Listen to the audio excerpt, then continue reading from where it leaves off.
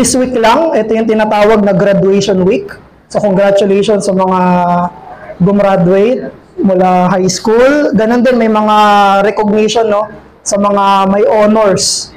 No, kinausap ko kahapon sila Ate Lorna, sa ibang mga bata, ang daming may honor eh. Ilan lang wala eh. So, congratulations sa kanila. At sa academic life natin, sa school life natin, maraming mga unforgettable experiences tulad ng mga examinations. Pero kasama dyan yung mga periods ng pagre-review. Meron tayong mga hindi dapat tularan na mga practices, lalo na nung kabataan natin, sa pagre-review. May mga group review, wala namang napag-aralan, nagpentuhan lang. Meron naman, sobrang late mag-review, nasa jeep na, saka lang nagre-review. O kaya naman, andyan na, exam na, saka lang sila magre-review. Sana may dumikit daw sa isipan nila para sa examination. So itong mga educational institutions at mga schools, nagbibigay sila ng mga reviewer. Para ito yung babalikan ng mga estudyante, babalikan ng mga mag-aaral sa kung ano yung lalabas sa pagsusulit, lalabas dun sa test na ibibigay sa kanila. At alam nyo ba na ang pagbabalik-aral, ang review, that is also very crucial in Christianity. Napaka-importante sa pananampalataya natin na magbalik-aral, mag-review sa mga pinaka-importanting katotohanan tungkol sa Diyos, sa pananampalataya, sa tipan, sa pagiging disipulo, sa komunyon sa Diyos. Alam nyo, itong libro na tatalakayan natin sa pag-aaral ay tinawag na Deuteronomy. Galing sa Griego na Deuteronomion, na ang ibig sabihin ay ikalawang batas or repeated law or copy or repetition. In short, itong Deuteronomy ay pwede nating masabi na isang reviewer. Isa itong libro kung saan nire-review yung mga mambabasa, nire-review yung mga tagapakinig kay Moses doon sa batas ng Diyos, sa tipan ng Diyos, sa susunod na henerasyon ng mga Israelita sa harap ng Jordan River. Kaya tumayo tayo, babasahin natin ang teksto natin bago tayo tumuloy sa pangangaral. Katulad ng kinaugalian natin sa serye, ang babasahin natin ay simula at dulo lang. Sa Deuteronomy chapter 1 verse 1, tapos diretso tayo sa Deuteronomy chapter 34, basahin natin doon ay verse 5 hanggang 12. So, simula at dulo. So again, ito ay series ng sermons natin sa buong book ng Bible mula Genesis.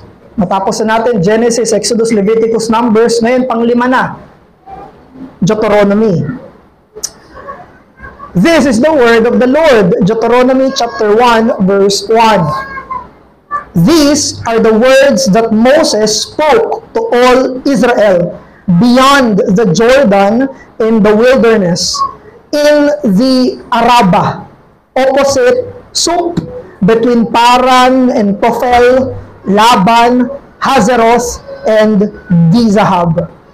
Alam po tayo, Deuteronomy 34. Sa last chapter, Deuteronomy 34, at simulan natin sa verse 5. Deuteronomy 34, verse 5.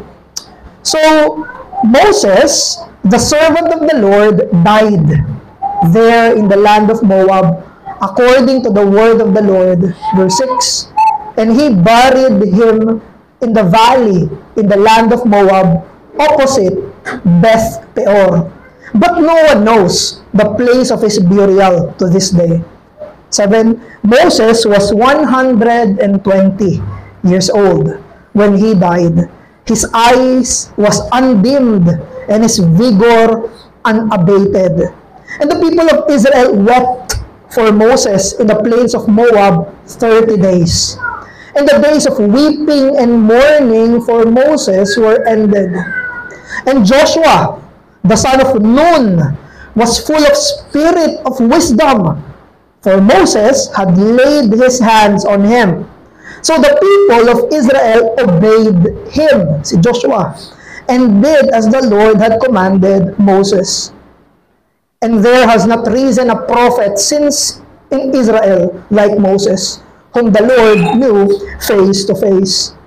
None like him for all the signs and wonders that the Lord sent him to do in the land of Egypt, to Pharaoh and all his servants, and to all his land. Final verse, verse 12.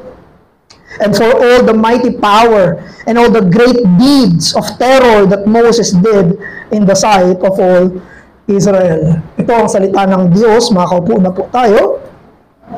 So bago tayo magsimula sa background ng Deuteronomy, ng quick background, gusto ko lang munang sagutin yung isang common question sa book ng Deuteronomy.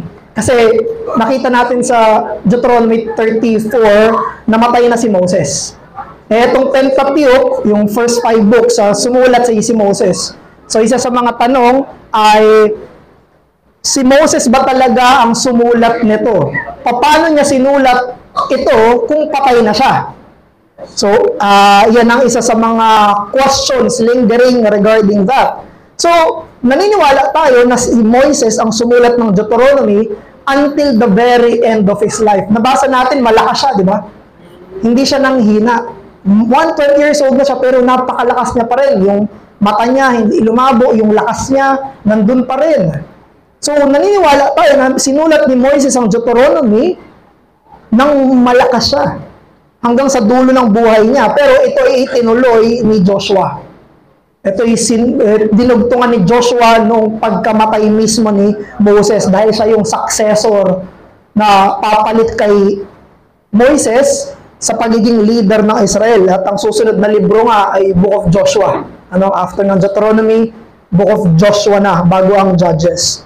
So, balik tayo. Dito sa Book of Deuteronomy, we can summarize this as Moses inscripturated 3 sermons. Merong 3 sermon si Moses na isinulat. At ito yung tinatawag nating Deuteronomy. Yung sermon ni Moises ay pagbabalik-aral, pagbabalik-tanaw, review sa bagong generation ng Israel, kasi yung unang generation namatay na, di ba? Di sila makakapasok sa lupang pangako. Ito na yung next generation. Now, nireview ni Moses kung ano yung tungkol sa pagiging pangtipang bayan nila ng Diyos, sa pananampalataya. Nireview niya dito sa mga naglakihan na mas batang Israelita nung umalis sila sa Egypt. So, merong 3 sermon si Moses na nakapaloob dito sa Book of Deuteronomy. Alalahanin nyo, nandito sila ngayon sa plains of Moab, andyan yung Jordan River, at sa kabila nun ay ang Canaan, lupang pangako. So, hindi pa sila nakakatawid ng Jordan River. Backtrack tayo, no? Umalis sila sa Egypt, Israel, dumaan sila sa Red Sea, nahati yung tubig, pumunta sila sa Mount Sinai, nagstay sila doon, at doon binigay sa 10 utos, doon na nangyari ibang mga pangyayari, at pagkatapos ay bumaba sila sa wilderness. Dito sila nagpaikot-ikot ng 40 taon. At pagkatapos nila magpaikot-ikot doon, pumunta na sila sa Moab. Andito na tayo. Sa Moab na. At ang kahinatnan later on ay tatawid sila ng Jordan. Parang second Exodus. Mahahati rin yung tubig sa Jordan at papasok na sila sa land of Canaan. So, etong Deuteronomy, wala pa sila sa Canaan. Nandun sila bago ang Jordan River. Nire-review ni Moises sa kanila kung ano yung pananampalataya ng kanilang amang si Abraham, Isaac, at Jacob. Kung sino yung Diyos, ano yung mga batas niya, ano yung mga utos niya. So this is composed of the 3 sermons of Moses, reviewing the covenant of God, which the first generation failed to obey.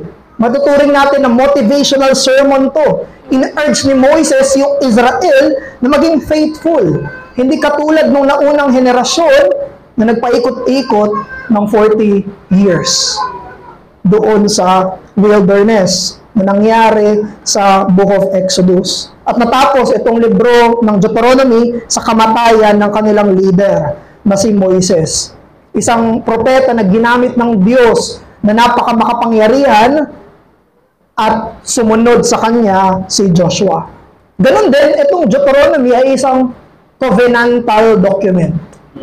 Ito'y pangtipan na sulat. Napakaganda nito kasi yung simula ay merong history, covenant sa kanila ng Diyos, at meron itong specific at general laws, stipulations na dapat nilang sundin, at pagkatapos meron din itong blessings at curses. Now, sa usapin ng covenant, lahat yun meron. Ang isang covenant ay isang kasunduan kung saan merong dapat sundin yung dalawang nagkasundo, at pag hindi nila natupad, merong parusa o di kaya pagpapala. So, buong Deuteronomy ay may tuturing natin na isang covenantal document. Ngayon, ang pinagkaiba lang natin sa kanila, wala tayo sa Old Covenant. Tayo ngayon ay nasa bagong tipan. Sila ay nasa lumang tipan. Kaya pag in-interpret natin ng Deuteronomy, kailangan nating isipin. Wala tayo sa ilalim ng kanilang tipan. May mga prinsipyo na dapat nating alalahanin, dapat nating manatili, pero alalahanin natin, hindi tayo Israel. Yung tipan sa kanila ay merong mga specific na sa kanila lang. Pero yung prinsipyo ng pagiging tipan, nananatili yan. Sila ay under Old Covenant, tayo ngayon ay under New Covenant. For us to remember that our mediator now is greater than Moses, better than Moses, higher than Moses, at iniimahe lang ng kanilang mediator na si Moses. At walang iba kung hindi ang Panginoong Hesukristo. Kaya ang mensahe natin ngayon ay ito.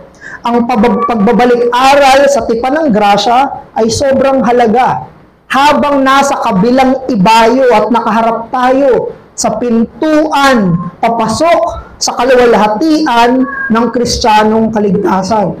Reviewing the covenant of grace is crucial in the already but not yet entrance to the glory of Christian salvation. Katulad nila, nandito pa tayo sa side ng Jordan River. Nabanggit ni Pastor, salamat. Kasi pag binabasa nyo mga literature, binabasa nyo ang scripture, ang karaniwang imagery ng Jordan River ay kamatayan. Pag sinabing beyond Jordan, after death. Tayo ngayon ay wala pa sa kabilang parte ng kamatayan. Wala pa tayo dun sa lupang pangako. Wala pa tayo dun sa glory. We are still on this side, like them in Deuteronomy. Nakaharap pa tayo sa kamatayan, hindi pa tayo tumatawid. Kaya yung prinsipyo na pagbabalik-aral sa tipan ay katulad natin. Hindi pa tayo tumatawid. Kailangan magbalik-aral tayo, magbalik tanaw sa kung ano yung tinuturo ng Diyos bilang pangtipan na Diyos. Maganda dahil madali na yung outline kasi may mga study Bible. So, sa ESV, Global Study Bible, sabi niya doon, 3 sermons ni Moses, first speech mula Deuteronomy 1 to 4, second sermon, second speech mula chapter 5 hanggang chapter 26, at yung third sermon ni Moses ay mula chapter 27 hanggang 34. So yung 3 points natin, yung 3 sermon ni Moses. Medyo mahaba yun, no, kung isa-isahin, buong sermon ngayon. Pero ito yung 3 na tutuhayan natin na dapat nating i-review. Una, looking back, remembering the past providence. Number 2, looking up, obeying the present commandments. At number 3, looking ahead, believing the future promise. Ayan yung topic ni Moses sa 3 pangangaral niya, sa 3 sermon niya. Balikan yung kasaysayan, harapin yung kautusan ngayon, at umasa sa panghinaharap na pangako. Yan yung tinuro sa kanila ng kanilang mangangaral, propeta at mediator. Na dapat nilang balikan yung kasaysayan nila, dapat nilang harapin yung utos sa kanila, at dapat silang umasa sa pangako doon sa kabilang ibayo sa Kanaan. So tignan natin sila isa-isa. Deuteronomy chapter 1 hanggang 4, looking back, remembering the past providence. Now, ang unang ginawa ni Moises ay na-revisit yung history nila. Pero nagsimula si Moises sa Sinai. tinatawag rin ng Mount Horeb. Ang Horeb at Sinai ay isa na bundok. Umalis sila sa Mount Sinai, si Moises ay nag-appoint ng mga leaders dahil hindi niya kaya mag-isa. Naalala nyo, yung father-in-law niya, nag-suggest sa kanya, di mamamatay ka pag hindi ka nag-appoint. Kailangan may iba pang mga i-appoint ka. Dito pinadala yung 10 spies. Dito may mga nagrebelde kay Moises at sa Diyos. Dito nagpaikot-ikot sila ng 40 years. Dito tinalo nila yung mga paganong nasyon. Dito hinati-hati nila yung mga lupa. Dito, ganun din, si Moises ay pinagbawalan na tumawid sa Jordan River dahil siya ay nagkasala. Nag-backtrack si Moises. Ito yung lahat ng nangyari sa atin. Alalahanin nyo. This is our history. Naalala nila si Moises. At ano yung mga ginawa ni Moises bilang panglumang tipang mediator nila. Ngayon, sa New Covenant, sino mediator natin na dapat nating alalahanin? Si Jesus. Ang alalahanin natin, katulad ng inalala nila si Moises, tayo alalahanin natin si Jesus. Kung ano yung ginawa niya, ano yung persona niya, ano yung kasaysayan ni Jesus. Ganon din, inalala nila ang kanilang sariling history. Ganon din sa bagong tipan, alalahanin natin ang sarili nating mga personal na kasaysayan ng pananampalataya. Kaya kung meron tayong babalikan, yung covenant history, dalawa. We should remember our covenant history by revisiting the cross of Christ and our Christian conversion. Ang babalik tanawin mo, ang babalikan mo, ang i-revisit mo, una, si Jesus at kanyang cross, at pangalawa, ang sarili mong kaligtasan. Ang sarili mong conversion. Alam niyo, mahalagang magkasama yung dalawa. Mahalaga na alalahanin mo objective historical fact ng kamatayan ni Jesus at kailangan mo rin alalahanin ang subjective personal experience mo ng iyong kaligtasan. Dahil kapag hindi natin sila inalala ng magkasama, pwede tayo mahulog sa imbalance. For example, kung alalahanin mo ang krus ni Jesus, kasaysayan, ito yung nangyari sa kanya, pero wala kang naaalala, makaranasan, pwedeng maging malamig at technical lang itong usapin. Nangyari kay Jesus. Pero walang aplikasyon sa'yo, pwede yung maging, it's just a bare cold fact.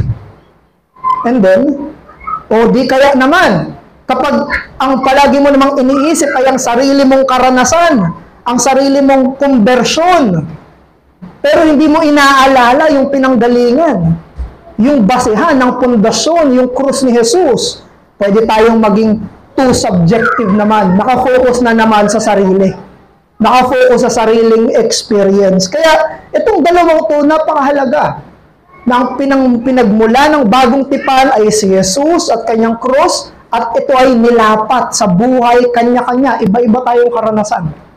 Iba-ibang edad tayo naligtas. Iba-iba yung karanasan natin kung paano tayo dinala ng Panginoon sa pagsisisi at sa pananampalataya. But that is what we should do. That is what they did. Yan yung reiterate ni Moises sa Israel. By faith, look back at the cross and your conversion. And do it often. Pag inalala mo ang kasaysayan ng krus, 2,000 taon nang nakakaraan, huwag mong kalimutan, alalahanin mo rin kung paano ito nilapat ng Diyos, banal na spirito sa buhay mo. Alalahanin mo sa nagsimula ang bagong tipan at alalahanin mo kung kailan ka nakapasok sa bagong tipan. Bakit importante? May isang kataga, those who forget their history are condemned to repeat it. Pag di nila inalala yung kasaysayan nila, pwede silang matulad sa magulang nila.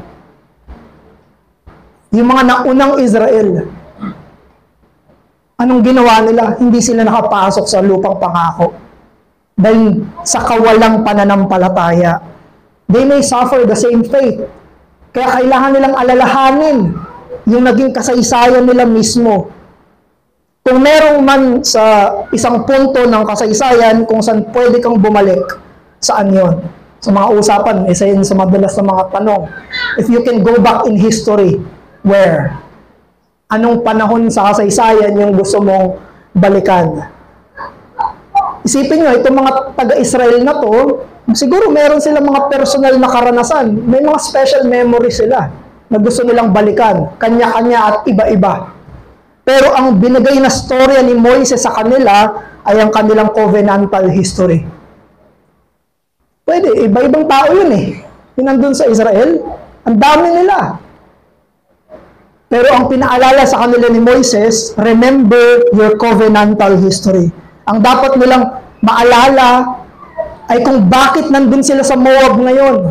Bakit nasa harap sila ng Jordan? Bakit sila nakatayo doon? Bakit sila nandun? Saan sila galing? Anong ginawa ng Diyos sa kasaysayan kung bakit nandun sila sa kalagayan na yon? At ganun din tayo. May mga espesyal na mga nakaraan tayo lahat na pwedeng iba-iba.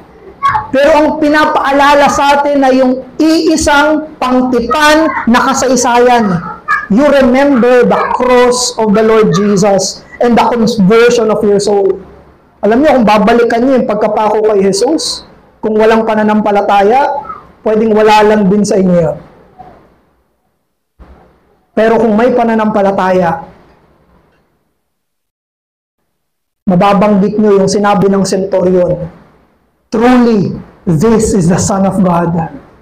At alam niyo, kung babalikan niyo yung conversion niyo, may third person point of view kayo, nakikita niyo yung sarili niyo. Sa time ng conversion niyo, panlabas, parang wala lang yun. Parang wala naman nangyari dito. Pero sa loob, may nangyari. May nagsisi. May naligtas. May nagtiwala kay Jesus. At yun yung kasaysayan na dapat nating balikan, i-revisit. Nandito ka ngayon, kapatid. Nandito ka ngayon, brother at sister. Nandito ka ngayon at Kristiyano. Nandito ka ngayon sa harap ng Jordan at Kanaan dahil sa ginawa ng Diyos sa buhay mo sa kasaysayan. Look back kung ano yung ginawa ng Diyos sa krus ni Jesus at kung paano yung nilapat sa iyo. You remember, why are you here today? Bakit ka nandito ngayon? Dahil meron siyang ginawa dati. Dahil kumilo siya sa biyaya niya sa kahapon mo. Si John Newton, nung 82 years old na siya, ito si John Newton, ito yung slave trader. Binibenta niya yung kapwa niya tao, yung mga Afrikano. Pero naging Kristiyano siya. At pinagsisihan niya yung kasalanan niya sa pagtapak sa dignidad ng kapwa niya tao. Nung 82 years old na siya, hindi siya katulad ni Moises, mahina na siya. Hindi niya kaya magbasa, hindi niya na kaya makakita. Pero ito yung sabi ni John Newton. Sabi niya, my memory is nearly gone, but I remember two things. That I am a great sinner, and that Christ is a great Savior. Ang tanda niya na. Pero sabi niya, ang dami niya nang nakakalimutan. Pero ang naaalala niya ng malinaw ay si Kristo ay magiting na tagapagligtas para sa kanya na isang malaking makasalanan. Si Newton, he is literally stepping towards the Jordan River. Ayan na, malapit na. Malapit na siyang tumungtong sa ilog ng Jordan. Malapit na siyang tumawid sa Kanaan. Literal. At anong naalala niya? Si Kristo. At yung pangangailangan niya kay Hesus Kristo. Kaya kung merong kasaysayan na dapat maging unforgettable sa iyo, ngayon bilang isang Kristiyano, yun ay ang pangtipan na kasaysayan. Ang krus at ang iyong konbersyon. Pangalawa, sa Deuteronomy 5 hanggang 26, dito naman umikot yung usapin ng utos ng Diyos. Naaalala nyo kung saan sa Exodus binigay yung 10 Commandments, yung Decalogue sa Exodus 20. Dito sa Deuteronomy 5. Pero, nung kinuwento ito ni Moises, ito'y pagbabalik tanaw na rin. Na-repetition ito. Pagbabalik aral. Ito yung nangyari sa Sinai. Ito yung tinuro ng Diyos sa 10 utos. Pero hindi lang 10 utos.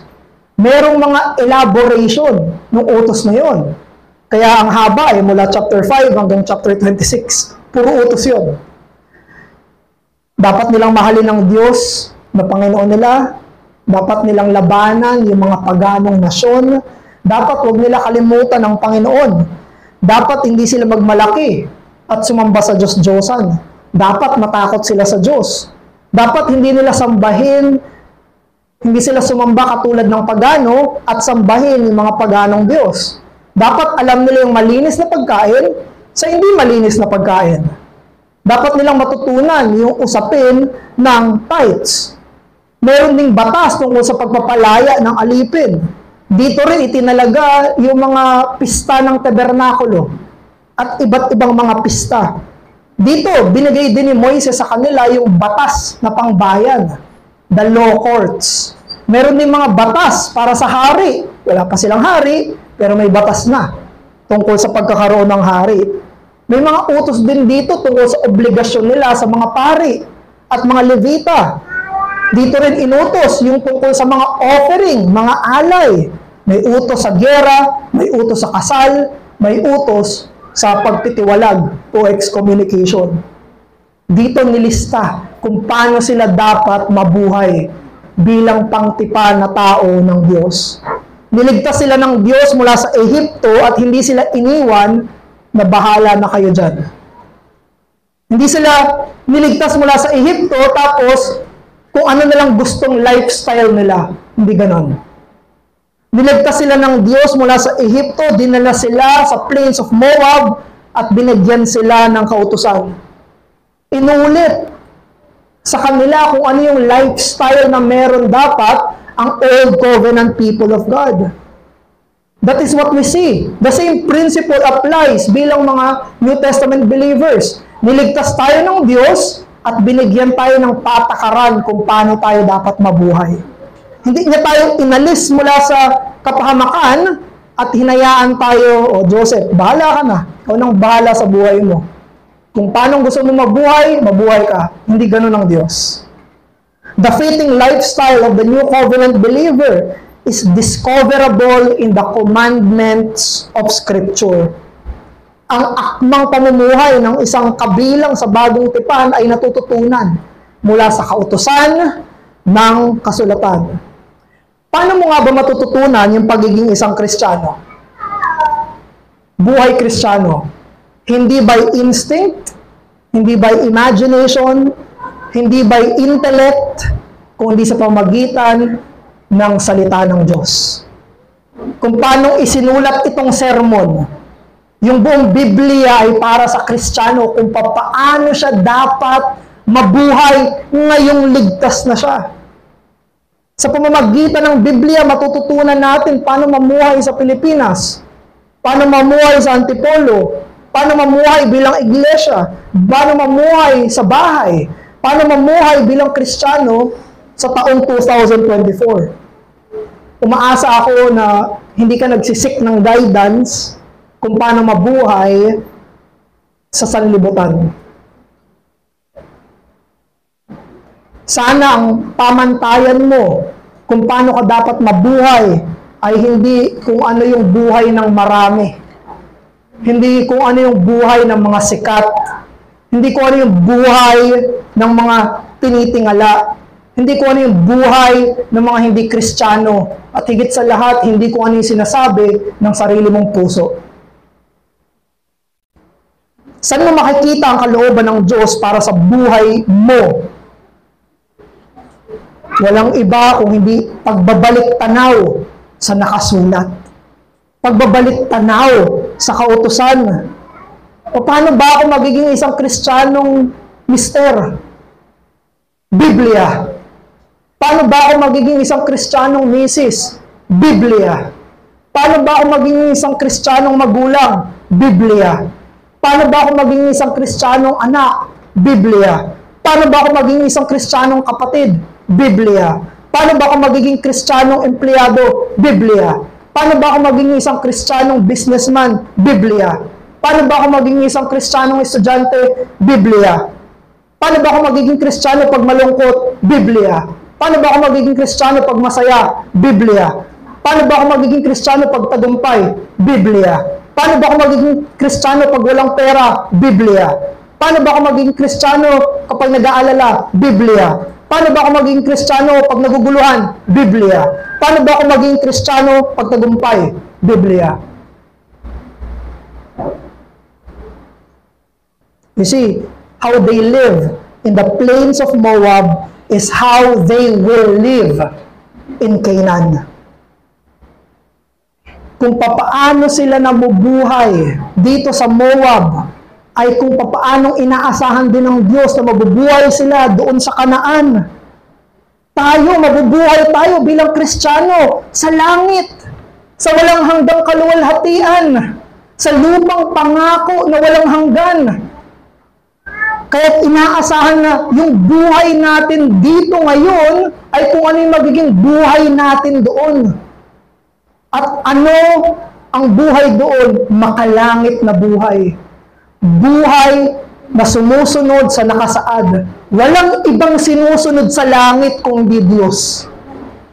Walang ibang sinusunod sa bagong langit at bagong lupa kung hindi ang kautusan ng Diyos. That is a place where righteousness dwells. At habang wala pa tayo doon, inaasahan na yung buhay natin ay buhay na makalangit. Yung buhay nila sa Moab ay buhay na pangkanaan. Hindi katulad ng nakapaligid sa kanila, iba sila. They should not be like the pagans around them. They should be unique, specifically unique, as God has commanded. Sa bagong langit at bagong lupa ay punong-puno ng katwiran. Kaya dapat punong-puno tayo ng katwiran ngayon din. Ngayon pa lang. Sa mga loob ng mga puso't isipan natin. That's why, brethren, read the Bible in order for you to know how to live today. Generally and specifically. Gusto mo matutunan kung paano ka mabuhay bilang isang Kristiyano, mananampalataya, tao ng Diyos? Anong direksyon ng buhay? Anong dapat na gawin? You should know your Bible. Kapag kinaligtaan mo ang Biblia, itaga mo ito sa bato, maliligaw ka. Baliwalain mo ang Biblia, maliligaw ka. Mawawala sa isip mo, makakalimutan mo, paano nga ba mabuhay? Makakalimutan mo, paano nga ba ang pagiging Kristiyano? The better you know the Word of God, the better you will know the will of God. Mas magiging klaro ang direksyon, mas magiging maliwanag ang daan, mas magiging maliwanag kung ano yung inaasahan niyang klase at uri ng pamumuhay para sa mga iniligtas. Yan ang utos. Ang haba, no? Mula chapter 5 hanggang 26, pinakamahaba sa lahat ng sermon ni Moses. Napakahaba. Dahil meron silang uri ng pamumuhay na hindi dapat katulad ng mga tagalabas. Bago pa yun, sa mga tatay natin at sa mga lolo natin, pag may pinupuntahan silang lugar, by memory lang.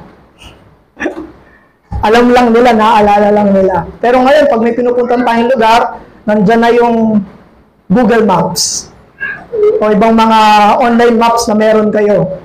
Google Maps. Siguro kung walang Google Maps, nagkandaligaw-ligaw na tayo. Isa ako doon. Hindi ko alam kung saan pupunta. Ang Biblia, ang kasulatan ng Diyos, kung saan nakapaloob ang kautusan ng Diyos, ay parang Google Maps. Pinapakita nito sa atin kung saan tayo pwedeng dumaan, hindi pwedeng dumaan, paano tayo makakapunta sa patutunguhan natin. Ang pinagkaiba lang nito, walang error yung Bible. Kasi kinikwento sa akin ni Tito Jacob, may mga mali-mali daw sa Google Maps eh. Pwede may mga mali dyan. Sabihin, pwedeng daanan, hindi pala pwede. Traffic, hindi traffic, pero traffic pala. Pero ang Biblia, walang pagkakamali. Sinasabi ng 2 Peter 1:19 tungkol sa Biblia, and we have the prophetic word more fully confirmed, to which you will do well to pay attention as a lamp shining in a dark place.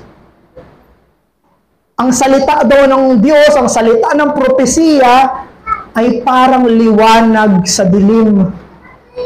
Parang lampara sa napakadilim na lugar. Nagpapaliwanag kung saan pupunta, anong direksyon. Psalm 119, verse 105, your word, O Lord, is lamp to my feet and light to my path. Ang salita ng Diyos ang nagpapaliwanag sa daraanan, dinaraanan. Nagpapaliwanag ng direksyon. Kaya ito ang tanong sa iyo, Kristiyano, bilang miyembro ng bagong tipan. Ang Biblia ba ang lampara sa mga paa mo at liwanag sa nilalakaran mo? Ang Biblia ba ang lampara na lumiliwanag sa madilim na dinaraanan mo? Ito ba ang mapa na kinukonsulta mo para sa direksyon at patutunguhan ng buhay mo? Is the Bible the lamp to your feet and the light to your path? Is the Bible the lamp shining in a dark place of your life? Is the Bible the map which you consult for directions? At bilang huli, pangatlo, ito'y mula verse 27 hanggang 34, looking ahead, believing the future promise. May dalawang pangako sa Hudyo. Pagpapala, sumpa. Dalawa lang. Sumunod sila, pagpapalain sila, hindi sila sumunod, susumpain sila. Yan lang ang pangako sa kanila. At dito nagkakaiba ang bagong tipan at lumang tipan. There's a difference. Kasi yung Old Covenant membership ay nakadepende sa kanilang performance. Nakadepende. Sumunod sila, okay sila. Hindi sila sumunod, tanggal sila. Pero sa New Testament, hindi nakabase yung membership natin sa performance natin. Hindi ka nagiging member ng New Covenant kasi mabait ka. Hindi ka nagiging member ng New Covenant kasi masunurin ka. Hindi ka nagiging member ng New Covenant dahil mas maigi kang relihiyoso kaysa sa iba. Ayun ang pinagkaiba. Nakakapasok tayo sa bagong tipan hindi dahil sa performance natin, kundi dahil sa performance ni Kristo. Hindi sa gawa natin, kung hindi sa gawa ng Panginoong Hesukristo. Kaya ang pinag-uusapan sa walang hanggan ay kung na kay Kristo ka o wala. Kaya ang pinag-uusapan ay nasa ilalim ka ba ng pamumuno niya, miyembro ka ba ni Jesus, o hindi ka ba miyembro ni Jesus? Are you a member of the New Covenant where Christ is the head? At diyan papasok ang walang hanggan mo. Diyan ang papasok pagkatapos nating tumawid sa Jordan. There are two eternities awaiting. The glory for the covenant members and misery for covenant outsiders. Dalawa lang. At para sa mga wala pa kay Jesus, sana'y magsisi ka at lumapit ka kay Jesus dahil nasa labas ka ng tipan ng Diyos. At ang kinabukasan mo kung wala ka kay Jesus ay hindi maliwanag. There is no bright tomorrow for unbelievers. There is no bright tomorrow for the Christless. There is no bright tomorrow even for the most successful pagan. It is hell. Ang pangakong lupa sa mga wala kay Jesus ay impyerno. Kaya kahit gaano ka-optimistic ang isang tao, kahit gaano siya ka-positive, kahit gaano karaming inspirational, motivational speakers ang pinapakinggan niya, kung wala siya kay Jesus, hindi niya hinaharap ang kasalanan niya, hindi niya kinikilala yung pagkamatay ng Panginoong Jesucristo, walang kasiyahan sa walang hanggan. Walang kapayapaan sa walang hanggan. Ang naghihintay sa mga nasa labas ni Jesus ay sumpa. Walang katapusang sumpa. Cursed are they who do not love Christ. Cursed are they who are outside the new covenant. At yan ang ayaw naming mangyari sa inyo. Ayaw namin na manatili ka sa sumpa, walang hanggang kapahamakan. Kaya tinatawagan ka pa ulit-ulit, lumapit ka kay Jesus, aminin mo na ikaw ang problema, hindi siya. Magsisi ka sa nagpapatawad na Jesus at mahugasan ka kanyang dugo ng Panginoon. Sa ating mga mananampalataya, alalahanin natin na dahil lang sa Ebanghelyo, kaya ka may maliwanag na bukas. Dahil lang sa Ebanghelyo, kaya meron kang maliwanag na bukas.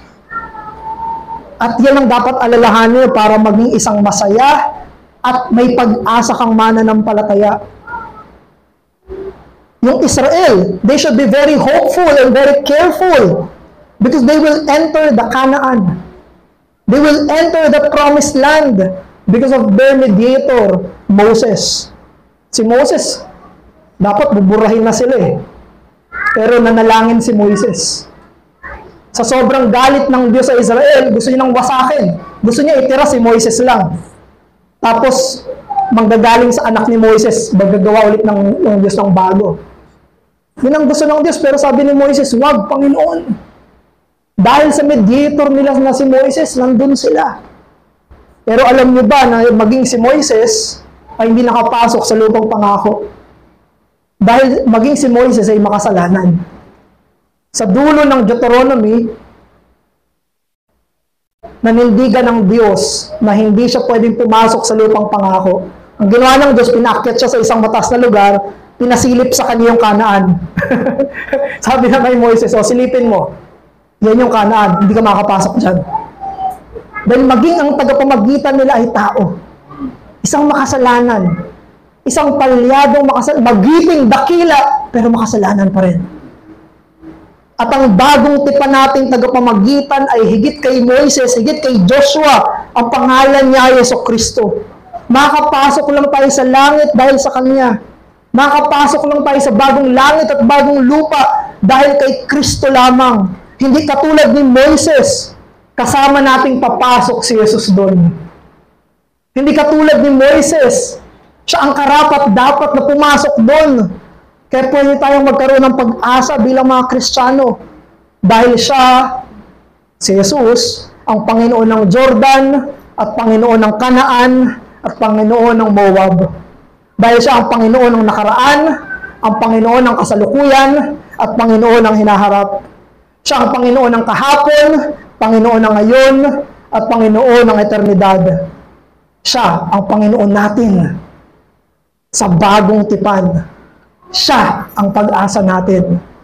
Bilang pagtatapos, kung katulad kung paano nilang narinig yung sermon ni Moises, alam na nila kung ano yung sermon na yon. Lahat ng binanggit ko sa sermon, alam niyo na yun. Kaya tinatawag itong pagbabalik-aral.